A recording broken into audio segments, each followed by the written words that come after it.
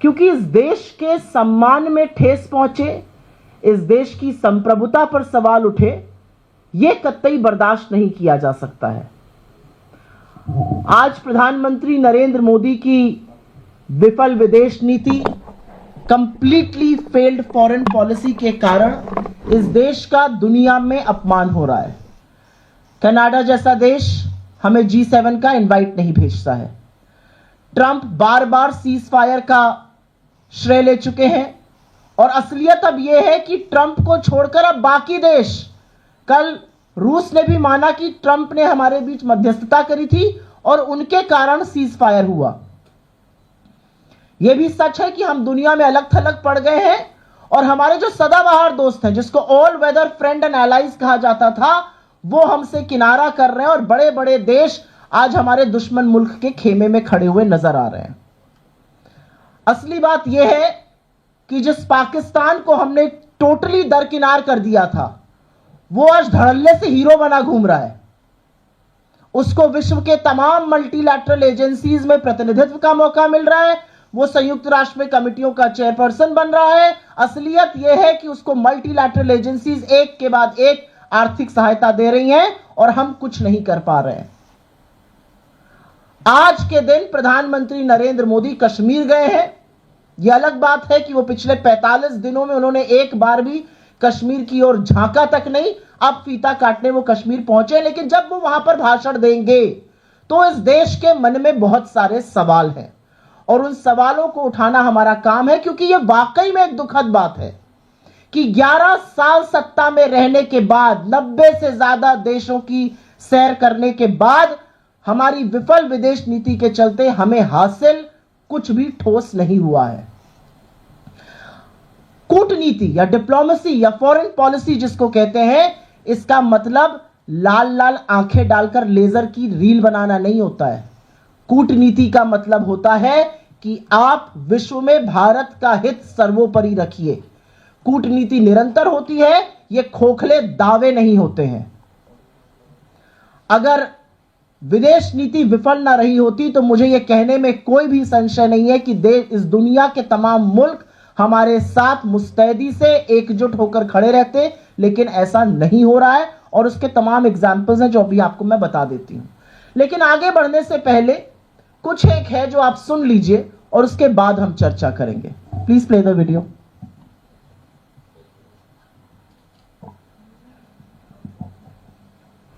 इस प्रेस वार्ता के माध्यम से और इस मंच के माध्यम से आज हम एक बहुत बड़ी चिंता आपके साथ साझा करना आए हैं, क्योंकि इस देश के सम्मान में ठेस पहुंचे, इस देश की संप्रभुता पर सवाल उठे, यह कतई बर्दाश्त नहीं किया जा सकता है। आज प्रधानमंत्री नरेंद्र मोदी की वीडियो आपको दिखाएगा कि हो क्या रहा है और हमारे यहां इतना सुई टपक सन्नाटा क्यों है। विफल विदेश नीति, कंप्लीटली फेल्ड फॉरेन पॉलिसी के कारण इस देश का दुनिया में अपमान हो रहा है। कनाडा जैसा देश हमें G7 का इनवाइट नहीं भेजता है।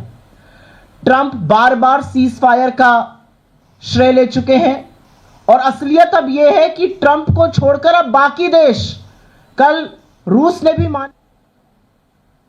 On Saturday, my administration helped broker a flow. कि ट्रंप ने हमारे बीच मध्यस्थता करी थी और उनके कारण सीज फायर हुआ। यह भी सच है कि हम दुनिया में अलग थलग पड़ गए हैं और हमारे जो सदाबहार दोस्त हैं, जिसको all weather friend and allies कहा जाता था, वो हमसे किनारा कर रहे हैं और बड़े बड़े देश आज हमारे दुश्मन मुल्क के खेमे में खड़े हुए नजर आ रहे हैं। असली बात यह है कि जिस पाकिस्तान को हमने टोटली दरकिनार कर दिया था, वो आज धड़ल्ले से हीरो बना घूम रहा है। उसको विश्व के तमाम मल्टीलैटरल एजेंसीज में प्रतिनिधित्व का मौका मिल रहा है। वो संयुक्त राष्ट्र में कमिटियों का चेयरपर्सन बन रहा है। असलियत यह है कि उसको मल्टीलैटरल एजेंसीज एक के बाद एक आर्थिक सहायता दे रही हैं और हम कुछ नहीं कर पा रहे हैं। आज के दिन प्रधानमंत्री नरेंद्र मोदी कश्मीर गए हैं।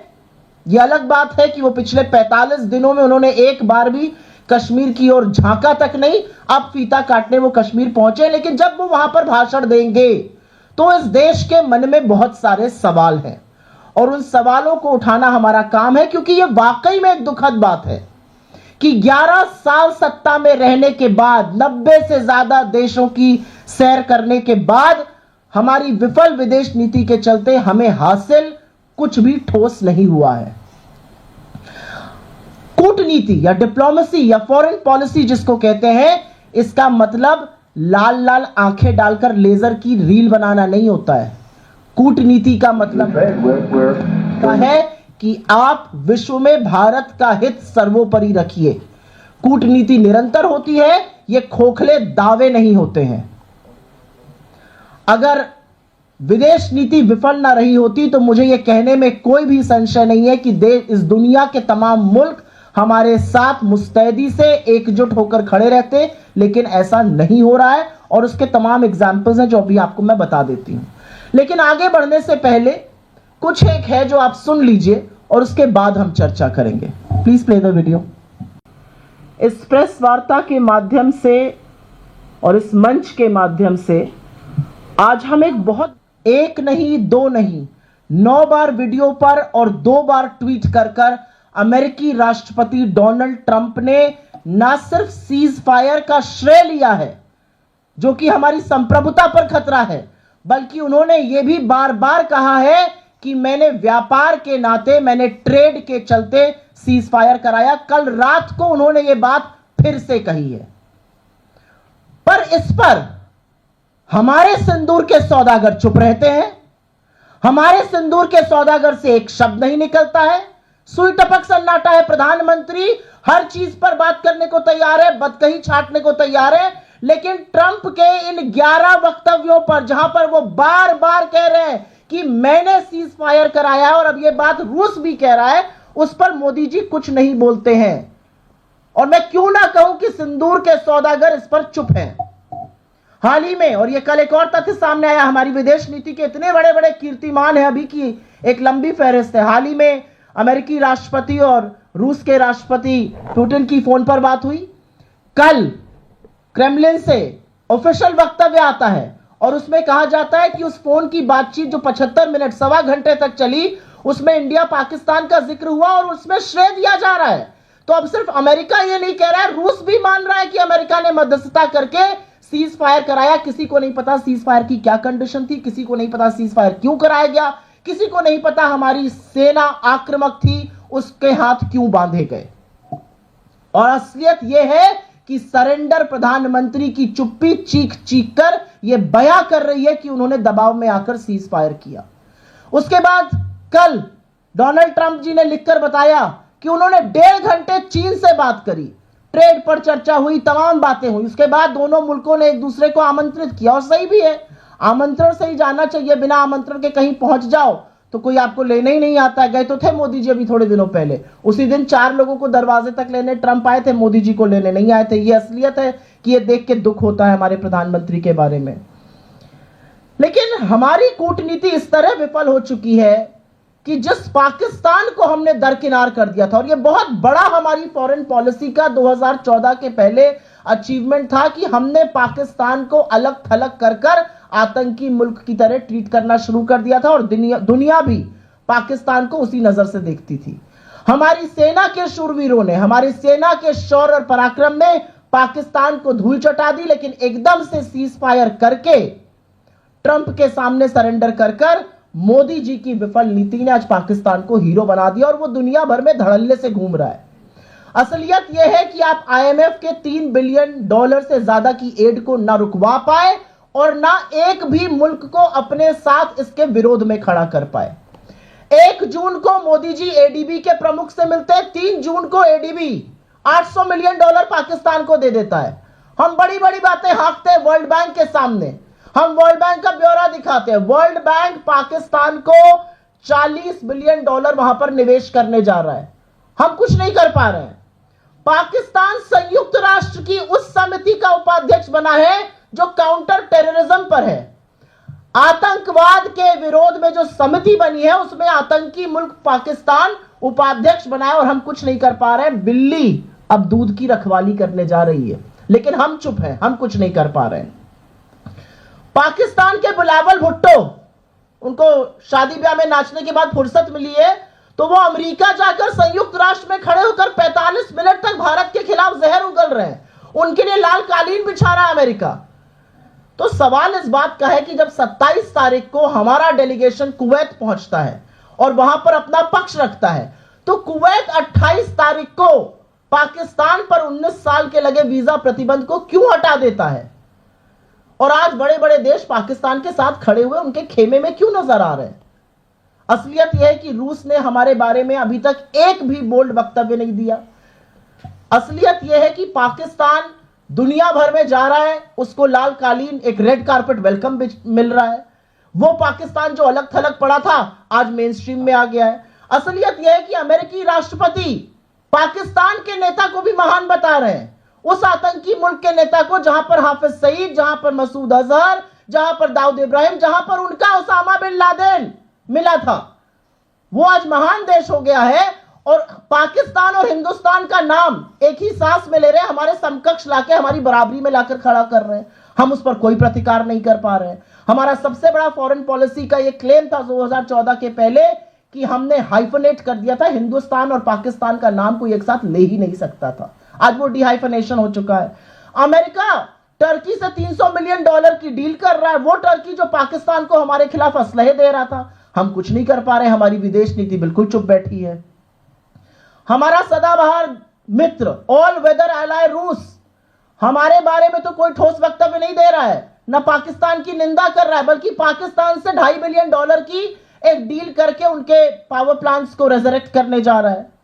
और चीन के बारे में तो क्या ही कहा जाए, वो तो पाकिस्तान का ऐसा हम प्याला हम निवाला हुआ पड़ा। और इसके बारे में चेतावनी सबसे पहले नेता विपक्ष राहुल गांधी जी ने सालों पहले देश के सदन में दी थी कि पाकिस्तान और चीन को एक साथ आने से किसी भी कीमत पर रोकना है, यह घातक होगा। हमारी विदेश नीति का एक और कीर्तिमान है जिसका मैंने जिक्र किया था अभी थोड़ी देर पहले। कनाडा जैसा देश हमें G7 का इनवाइट नहीं भेजता है। असलियत यह है कि हम अपने आप को वर्ल्ड की 4th लार्जेस्ट इकोनॉमी कह रहे हैं, हम अपने आप को फास्टेस्ट ग्रोइंग इकोनॉमी कह रहे हैं। यह अलग बात है कि सरकार के खुद के आर्थिक सलाहकार इस पर सवाल उठा रहे हैं, लेकिन कनाडा जैसा देश हमें G7 की इनवाइट नहीं भेजता है। वही कनाडा जहां पर मुझे याद है 2010 में राष्ट्रपति बराक ओबामा ने डॉक्टर मनमोहन सिंह के लिए G20 समिट में कहा था, When the Prime Minister of India, Dr. Manmohan Singh speaks, the world listens. जब मनमोहन सिंह बोलते हैं तो दुनिया उनकी बात सुनती है। ये बात कनाडा के सॉइल पर कही गई थी और आज वो कनाडा की हिमाकत है कि हमें G7 का न्योता आमंत्रण नहीं भेज रहा है। और अंत में मुझे एक बात का बहुत दुख है और ये दुख मैं आपके साथ जरूर साझा करना चाहती हूं। हमारी विदेश नीति की सबसे बड़ी विफलता यह है कि हमने बड़े बड़े डेलीगेशंस बनाए, हमने वो बड़े बड़े डेलीगेशंस दुनिया के कोने कोने में भेजे अपनी बात को पहुंचाने के लिए, लेकिन हमारा विदेश मंत्रालय उन डेलीगेशंस की मुलाकात ना राष्ट्राध्यक्षों से करा पाया, ना प्रभावी ओपिनियन मेकर्स से करा पाया। वो लोग वहां पर गए, वहां पर वो हमारी ही एम्बेसी में भारतीय मूल के लोगों से मिल रहे हैं, वो अंडर सेक्रेटरीज से मिलके आए हैं, वो फॉर्मर मिनिस्टर्स से मिलके आए हैं, कुछ स्टेट मिनिस्टर्स से वो मिले हैं। तो आज सवाल इस बात का है कि वो म्यूजियम देखने गए, उन्होंने यूनेस्को की कुछ वर्ल्ड हेरिटेज साइट देखी, नोत्र-दाम का चर्च देखा, गाना बजाना हुआ, पुराने फिल्मी गाने गाए गए, बड़े बड़े डिनर हुए, खूब पिक्चरें खींची गई, लेकिन हमें मिला क्या? और यह हमारी विदेश नीति की विफलता है कि आपने अपने सांसदों को भेजा और उनको आप एक राष्ट्राध्यक्ष से नहीं मिला पाए। तो आज सवाल यह है, आपने उनको कितने राष्ट्राध्यक्षों से मिलाया? हमें क्या ठोस हासिल हुआ? कितने राष्ट्र जहां पर हमारी ये डेलीगेशंस, जहां पे हमारे सर्वदलीय मंडल गए थे, उन्होंने हमारे पक्ष में उतर के बयान दिया? कितने राष्ट्रों ने पाकिस्तान के आतंकियों को शरण देने की निंदा करी? कितने राष्ट्र आज खुल के हमारे साथ हैं? तो कहां है हमारी डिप्लोमेसी, कहां है हमारी फॉरेन पॉलिसी? मुझे ऐसा लगता है कि हमारी फॉरेन पॉलिसी, हमारी डिप्लोमेसी लाल आंखों की लेजर लाइट वाली बनाने में, रीलों में कहीं खो चुकी है। क्योंकि जयशंकर जी की प्राथमिकता, बाकी मंत्रियों की प्राथमिकता सरकार में है, लेजर आंखें बनाते हैं, लाल लाल आंखें दिखती हैं और डिप्लोमेसी उसको कहा जा रहा है। वो डिप्लोमेसी नहीं है, वो रील बनाना है। आज जब हमारे देश को सबसे ज्यादा जरूरत है कि विश्व के मजबूत राष्ट्र एकजुट होकर हमारे साथ खड़े हो, एक स्वर में पाकिस्तान के आतंकी होने की निंदा करें। पाकिस्तान जिस तरह से शरण देता है आतंकियों को, जिस तरह से पनाह देता है, जिस तरह से पाकिस्तान के यहां तमाम टेररिस्ट कैंप हमने ध्वस्त किए, उसकी निंदा करे तो हम उसमें कहीं ना कहीं अलग थलग पड़े नजर आते हैं। और यह हमारी फॉरेन पॉलिसी का, यह हमारी कूटनीति का फेलियर है। असलियत यह है कि हमारी सेना के शौर्य और पराक्रम ने, हमारी सेना के वीर शूरवीरों ने तो पाकिस्तान को धूल चटाई, लेकिन हमारी विदेश नीति इतनी विफल रही कि वही पाकिस्तान आज घूम रहा है विश्व में और उसका स्वागत किया जा रहा है। और इसका कारण यह है कि जिस विदेश नीति का एकमात्र आधार, जिस विदेश नीति का सिंगल कॉर्नरस्टोन इस देश का राष्ट्रहित सर्वोपरि रखना होना चाहिए था, उसका सारा ध्येय, उसका सारा फोकस, उसका सारा लक्ष्य एक आदमी की छवि चमकाना और उनके मूढ़ भक्तों से सस्ती ताली बजवाना है। और इसलिए हमारी विदेश नीति विफल हो रही है। सवाल आज यह भी है कि क्या हमारी माताओं के साथ, हमारी बहनों के सिंदूर के साथ सौदा किया गया? क्योंकि 11 बार अगर अमेरिकी राष्ट्रपति यह बात कह रहे हैं और बार बार यह कहने के बाद अमेरिका अपने कोर्ट में लिखित हलफनामे में, एफिडेविट में दे रहे हैं कि हमने ऐसा किया, रूस ये मानने को अगर आज तैयार है तो या तो सरकार खुलकर आए, नरेंद्र मोदी आज अपने भाषण में इसको गलत कहें, या हमें मानना पड़ेगा कि सिंदूर के सौदागर ने सिंदूर के साथ समझौता किया, सिंदूर का सौदा किया। एक और सवाल है, पापा ने वॉर रुकवा दी जैसे सस्ते डायलॉग का इसका खामियाजा भुगतना पड़ रहा है? क्या नरेंद्र मोदी की जिस एंगल में फोटो खींची जाती है जब वो विदेश जाते हैं कि लगे कि वो लीड कर रहे हैं और भक्त उसमें खुशी होकर ताली बजाते हैं, क्या इससे हमारे कुछ विदेशी मित्र नाराज हो गए हैं? क्या भारत पाकिस्तान के बीच में हम किसी तीसरे पक्ष को शामिल करने के लिए तैयार हो गए? क्या हम अभी भी शांत रहेंगे और बाकी राष्ट्र, अमेरिका जैसे देश कश्मीर को अंतरराष्ट्रीय मुद्दा बनाएंगे जो कि हमारा मुद्दा है, हम रिजॉल्व करेंगे और हमेशा से हमारी पोजीशन रही है? यूएन, यूनाइटेड नेशन, संयुक्त राष्ट्र, आईएमएफ, एडीबी, वर्ल्ड बैंक, तमाम ऐसे मल्टीलैटरल इंस्टीट्यूशंस, तमाम ऐसी एजेंसीज जहां पर हमारी तूती बोलती थी, वो आज पाकिस्तान के लिए बाहें खोलकर खड़ा है। क्या हुआ हमारे प्रभाव को? क्या हुआ हमारी कूटनीति को? क्यों इतने निष्क्रिय हम पड़ गए कि हम उनके खिलाफ कुछ नहीं बोल पा रहे, उनके खिलाफ एक्शन नहीं ले पा रहे, हम रोक नहीं पा रहे उनके हीरो बनने को? सवाल यह भी है कि कनाडा ने हमें क्यों नहीं इनवाइट किया और यह किसकी विफलता कही जाएगी? सवाल यह भी है कि हमारे डेलीगेशन गए, हम अपने राष्ट्र के लिए कितना नैरेटिव बना पाए, क्या माहौल बनाकर हम वापस आए हैं? आज पाकिस्तान जैसे आतंकी मुल्क की बराबरी हमारे साथ की जा रही है, इसका जिम्मेदार कौन है?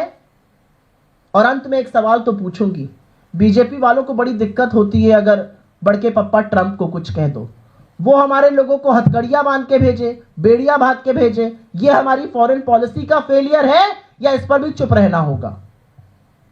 आज प्रधानमंत्री, जैसा कि मैंने बताया, फीता काटने गए हैं। 45 दिन हो गए। 22 अप्रैल को 3 क्रूर आतंकवादियों ने 28 मासूम लोगों की जान ली थी और फिर जवाबी कार्रवाई में पाकिस्तान की शेलिंग में, गुरुद्वारे में, मदरसे में, मंदिर में 16 लोगों की शहादत पुंछ में हुई थी, जिसमें छोटे छोटे बच्चे शामिल हैं। आज 45 दिन बाद नरेंद्र मोदी जी को फीता काटना था तो कश्मीर याद आया, वरना उन्होंने कश्मीर जाने की नहीं सोची। वो बिहार गए, वो केरल गए, वो आंध्रा गए, वो मुंबई गए, राजस्थान गए, गुजरात गए, हर जगह गए, हाथ हिलाया, फोटो खिंचवाई, भद्दे भाषण दिए, कटाक्ष किए, हंसी ठिठोली करी, सिरेस्तारों के साथ समय बिताया। लेकिन मोदी जी कश्मीर अब गए हैं जब फीता काटने का वक्त आया है। और यही अंतर है उनमें और यही अंतर है हमारी सरकार में। मुझे यह कहने में गर्व होता है कि 26/11 के बाद चुन चुन कर हमने आतंकियों को मारा, हमारे शूरवीरों ने उनको मौत के घाट उतारा और उसके बाद जो गिरफ्तार हुए उनको हमने फांसी के फंदे पर लटकाया, इस देश में नजीर बनाई। आज एक बात का अंतर है, 26/11 के आतंकियों को मारा गया, लेकिन 22 अप्रैल पहलगाम के आतंकी अभी भी फरार है और अब आजाद घूम रहे हैं वो। और अब अगर न्यूज रिपोर्ट्स का आप यकीन कीजिए तो उन्होंने इसके पहले 3 और बड़े आतंकी हमले किए थे, उनको जमीन निगल गई, उनको आसमान खा गया, वो कहां चले गए ये किसी को नहीं पता है। और जब तक वो पकड़े नहीं जाएंगे, जब तक वो गिरफ्तार नहीं होंगे, जब तक उनकी इस देश के सामने नजीर नहीं बनेगी, तब तक शहीद परिवारों को न्याय नहीं मिलेगा। और इसीलिए सिंदूर के सौदागर से कहना है, अपनी चुप्पी तोड़िए और इस मुद्दे पर बोलिए। हमारी विफल विदेश नीति का दंश हमारा देश, हमारे देश का सम्मान, हमारा वैश्विक गौरव ये सब सह रहा है। आपके सवालों का स्वागत है जी।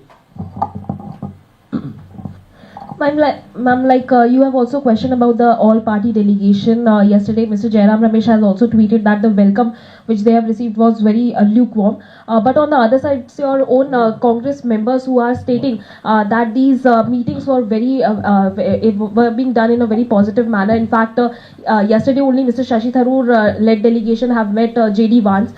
So are you not satisfied because your own members who were a part of this delegation are saying that these are very positive meetings which they held? When you represent the country overseas, you are restrained. When you represent the country overseas, there are many things that you want to say, but you cannot say. They may not be able to say it, but we certainly can, and we will question. What is the question we are raising? That these delegations went overseas. It is a complete failure of our foreign policy to not be able to get them a single meeting with people of consequence. How many countries after these delegations visited those countries have spoken in our favor, have issued statements? How many countries that we visited have denounced Pakistan? I mean, we go to Kuwait and Kuwait the very next day lifts a 19-year-old ban on Pakistani visas. How is that okay? And will these questions not be raised? I mean, it's all right for mainstream media to say that all is hunky-dory, but a lot of these people who have come back and said we were ambassadors overseas, we could not have said a lot of things, but back home in India, we will question. And the one big question we are asking is that some of these delegations, in fact, most of these delegations were made to meet people of Indian origin overseas. They were made to address people of Indian origin in Indian embassies and high commissions. How about addressing your own parliament? You don't want to call a session there, but you want to address Indians overseas. I mean, what kind of double speak is this? And what have we achieved? But I don't just want to single out the foreign delegation bit. I have highlighted a string of policy failures owing to the complete collapse of our foreign policy and for which India is having to pay a huge price. और कोई सवाल इस पे या किसी अन्य मुद्दे पे?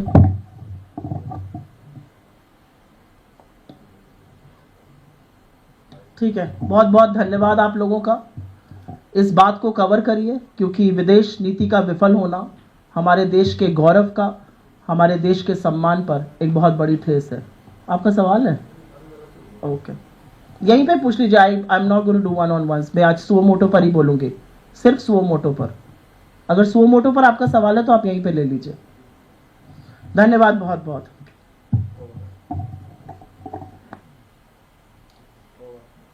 दो नहीं, 9 बार वीडियो पर और 2 बार ट्वीट कर अमेरिकी राष्ट्रपति डोनाल्ड ट्रंप ने न सिर्फ सीज फायर का श्रेय लिया है जो कि हमारी संप्रभुता पर खतरा है, बल्कि उन्होंने यह भी बार बार कहा है कि मैंने व्यापार के नाते, मैंने ट्रेड के चलते सीज फायर कराया। कल रात को उन्होंने यह बात फिर से कही है। पर इस पर हमारे सिंदूर के सौदागर चुप रहते हैं। हमारे सिंदूर के सौदागर से एक शब्द नहीं निकलता है।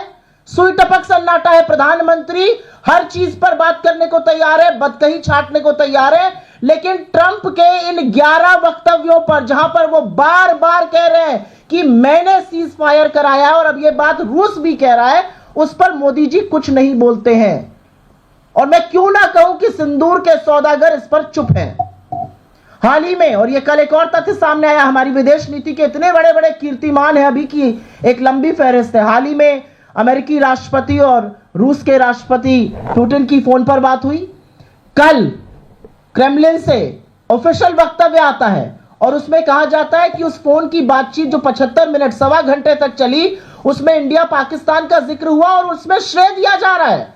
तो अब सिर्फ अमेरिका ये नहीं कह रहा है, रूस भी मान रहा है कि अमेरिका ने मध्यस्थता करके सीज फायर कराया। किसी को नहीं पता सीज फायर की क्या कंडीशन थी, किसी को नहीं पता सीज फायर क्यों कराया गया, किसी को नहीं पता हमारी सेना आक्रामक थी, उसके हाथ क्यों बांधे गए। और असलियत यह है कि सरेंडर प्रधानमंत्री की चुप्पी चीख चीख कर यह बयां कर रही है कि उन्होंने दबाव में आकर सीज फायर किया। उसके बाद कल डोनाल्ड ट्रंप जी ने लिखकर बताया कि उन्होंने 1.5 घंटे चीन से बात करी, ट्रेड पर चर्चा हुई, तमाम बातें हुई। उसके बाद दोनों मुल्कों ने एक दूसरे को आमंत्रित किया, और सही भी है, आमंत्रण से ही जाना चाहिए। बिना आमंत्रण के कहीं पहुंच जाओ तो कोई आपको लेने ही नहीं आता है। गए तो थे मोदी जी अभी थोड़े दिनों पहले, उसी दिन 4 लोगों को दरवाजे तक लेने ट्रंप आए थे, मोदी जी को लेने नहीं आए थे। ये असलियत है कि ये देख के दुख होता है हमारे प्रधानमंत्री के बारे में।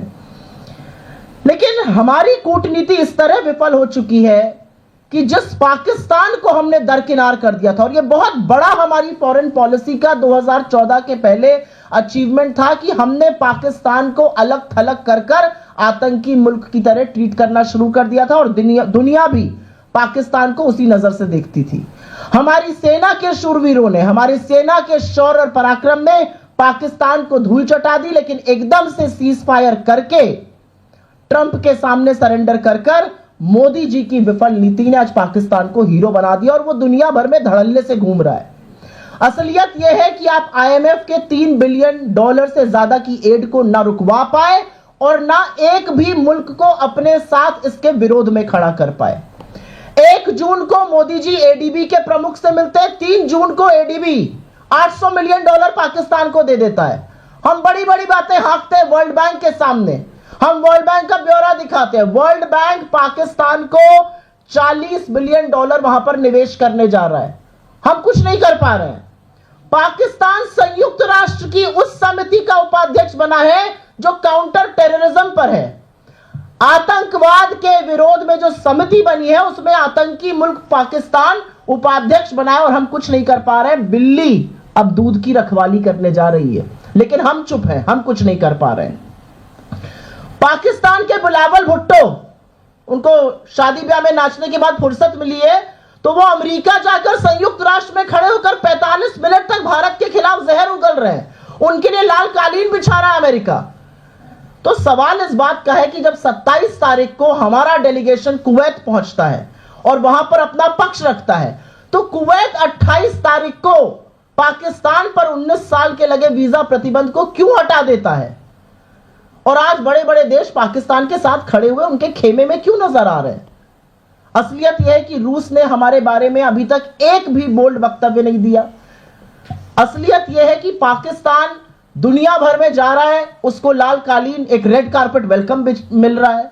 वो पाकिस्तान जो अलग थलग पड़ा था आज मेन स्ट्रीम में आ गया है। असलियत यह है कि अमेरिकी राष्ट्रपति पाकिस्तान के नेता को भी महान बता रहे हैं, उस आतंकी मुल्क के नेता को जहां पर हाफिज सईद, जहां पर मसूद अजहर, जहां पर दाऊद इब्राहिम, जहां पर उनका उसामा बिन लादेन मिला था, वो आज महान देश हो गया है। और पाकिस्तान और हिंदुस्तान का नाम एक ही सांस में ले रहे हैं, हमारे समकक्ष लाके हमारी बराबरी में लाकर खड़ा कर रहे हैं, हम उस पर कोई प्रतिकार नहीं कर पा रहे हैं। हमारा सबसे बड़ा फॉरेन पॉलिसी का ये क्लेम था 2014 के पहले कि हमने हाइफनेट कर दिया था, हिंदुस्तान और पाकिस्तान का नाम कोई एक साथ ले ही नहीं सकता था। आज वो डिहाइफनेशन हो चुका है। अमेरिका टर्की से $300 मिलियन की डील कर रहा है, वो टर्की जो पाकिस्तान को हमारे खिलाफ असलहे दे रहा था। हम कुछ नहीं कर पा रहे, हमारी विदेश नीति बिल्कुल चुप बैठी है। हमारा सदाबहार मित्र ऑल वेदर एलाय रूस हमारे बारे में तो कोई ठोस वक्तव्य नहीं दे रहा है, न पाकिस्तान की निंदा कर रहा है, बल्कि पाकिस्तान से $2.5 बिलियन की एक डील करके उनके पावर प्लांट्स को रेजरेक्ट करने जा रहा है। और चीन के बारे में तो क्या ही कहा जाए, वो तो पाकिस्तान का ऐसा हम प्याला हम निवाला हुआ पड़ा, और इसके बारे में चेतावनी सबसे पहले नेता विपक्ष राहुल गांधी जी ने सालों पहले देश के सदन में दी थी कि पाकिस्तान और चीन को एक साथ आने से किसी भी कीमत पर रोकना है, यह घातक होगा। हमारी विदेश नीति का एक और कीर्तिमान है जिसका मैंने जिक्र किया था अभी थोड़ी देर पहले। कनाडा जैसा देश हमें G7 का इनवाइट नहीं भेजता है। असलियत यह है कि हम अपने आप को वर्ल्ड की फोर्थ लार्जेस्ट इकोनॉमी कह रहे हैं, हम अपने आप को फास्टेस्ट ग्रोइंग इकोनॉमी कह रहे हैं। ये अलग बात है कि सरकार के खुद के आर्थिक सलाहकार इस पर सवाल उठा रहे हैं, लेकिन कनाडा जैसा देश हमें G7 की इनवाइट नहीं भेजता है।